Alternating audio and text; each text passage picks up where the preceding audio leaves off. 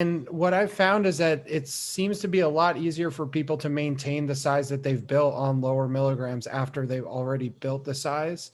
How long do you think you could go on 200 milligrams at 300 pounds, like before you start to shrink down? Like, you think you can keep I that mean, up? like, I think, like, so it's been almost 15 weeks. So I was thinking about 16 total.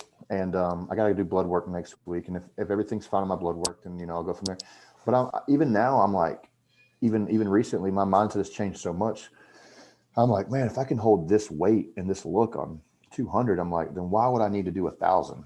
So I'm like, maybe I'll just do 500 tests, and maybe I'll just do like 150 in PP, and then like 300 of primo or something like that, and then 4 IUs of GH. Because it's taken me almost 16 weeks, and I'm still holding 30, 305, 306. But like when I came off, I was like 317. So it's taken me that long to just lose like 12 pounds almost. You know what I'm saying? So it's like in my head, I'm just like, I think I could hold it for a little, probably, 10 more weeks if I'd probably start getting into the 290s. Um, you definitely can't hold it forever, but with years of training, and I don't miss meals and I don't miss workouts even now. I'm still eating 6 times a day, no matter what, never changes. And I work out every day that I'm supposed to. So I think that makes a big difference, obviously, as well. Do you think that like every bodybuilder needs to go through a phase of pushing it in order to get bigger? Because I see a lot of guys right now like advocating like very low dose like stuff and growing off that, and saying, you can just use food and training as the primary driver of growth. And like, do you think that somebody can keep the drugs like super low and get big over time, just slowly increasing them? Like, or do you think that there needs to be a point where you like shock your body into new growth by upping things? I don't really think you need to use that many drugs. I mean, I was never a big drug user. The most drugs I ever used were contest prep. You know what I'm saying? Like I personally know guys doing 2 grams of tests right now, and they're not even that big. It's I never like I was always paranoid of side effects and things like that. And in my head, I always saw the scale moving up. So I was like, well, why do I need to do more? So, but I think these guys are doing that for health reasons, which is obviously okay and justifiable. But I don't think you're going to see me of the mass monsters like you used to see in this next generation of bodybuilders. Like once the guys that are pro now kind of fade away, like 10, 20 years from now, I think pro bodybuilding is going to have a completely different look. I mean, you're going to have a few that are still that hardcore guys, but that big, like it used to be, you know what I mean?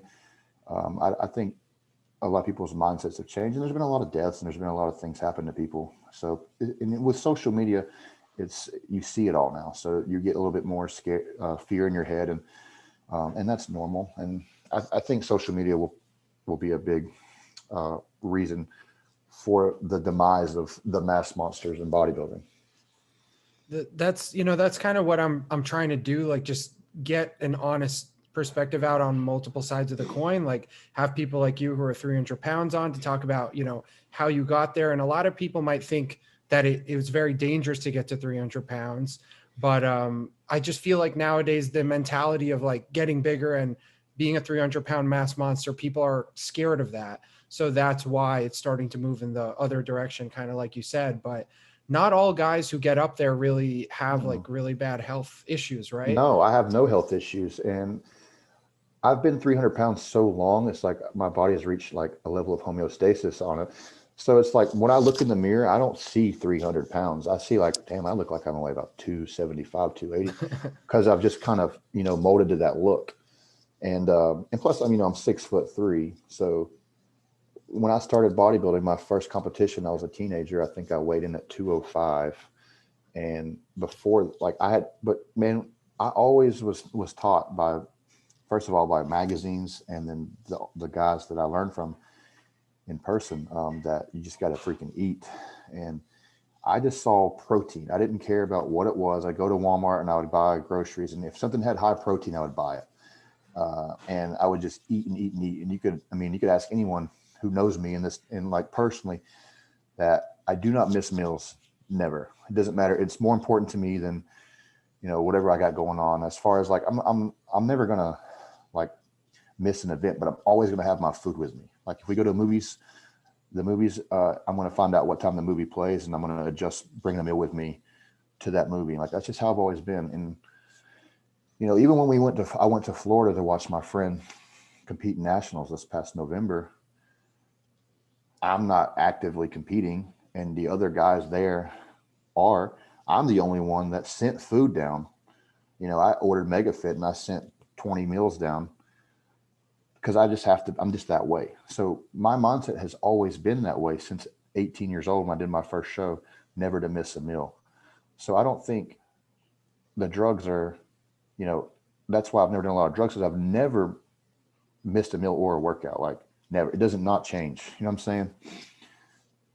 Well, I think it's important to, make the distinction of like what really is a lot of drugs. You know what I mean? Some people would say that like a gram of test and 200 MPP and 500, EQ is a lot. It's And really not. Yeah, it's not a lot in terms of like how big you are, like, how getting to that size, what a lot of guys do who are smaller than that or the same size.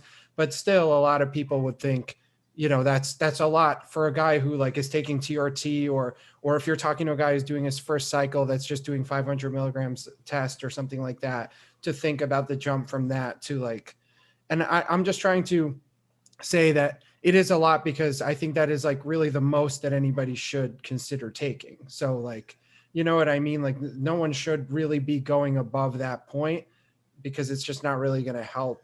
It's not necessary, but the reason I say it's not a lot is because there's guys on the internet that will put these cycles up and they put it in other people's heads that this is what pros are using. 2 grams of this one.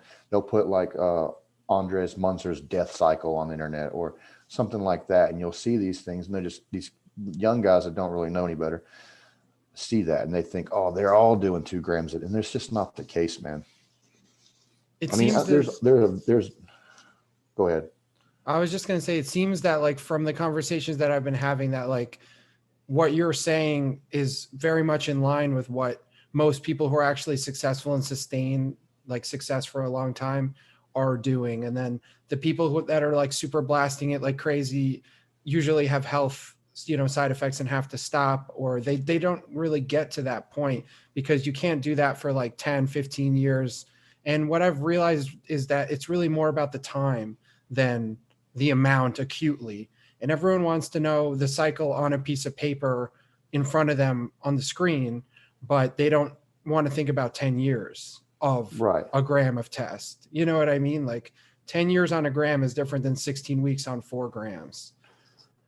Well, it's like if someone offered you $1 million cash and they said, we'll give you $1 million cash right now, or we'll give you $10,000 cash a month for X amount of time until, well, I would probably go with the $10,000 a month, right? But and that's the same thing with drugs. These guys think they just pound 1,500, 2,000 all in this, but you might blow up between now and 3 years. But that's why you see a lot of these guys fading away now, is because their health problems are starting to come into play, and they blasted so hard, man. And I'd rather just take that slow and steady approach. And, I started bodybuilding at 18. I turned pro at 32. So compared to some people, that's other than, like John Meadows and Ron Partlow and guys that did it for a long time, 14, 15 years is a long time of competing at a high level. You know what I mean? Yeah. I see some guys turning pro at 21, 22 now. You're not turning pro at 21, 22 with low drugs. Now you will be a genetic anomaly and that you're a freak of nature, no doubt about it, but you're just not doing it that young. With low dose drugs. It seems like it takes 10 years of I would say 10 is like the minimum. Mm-hmm.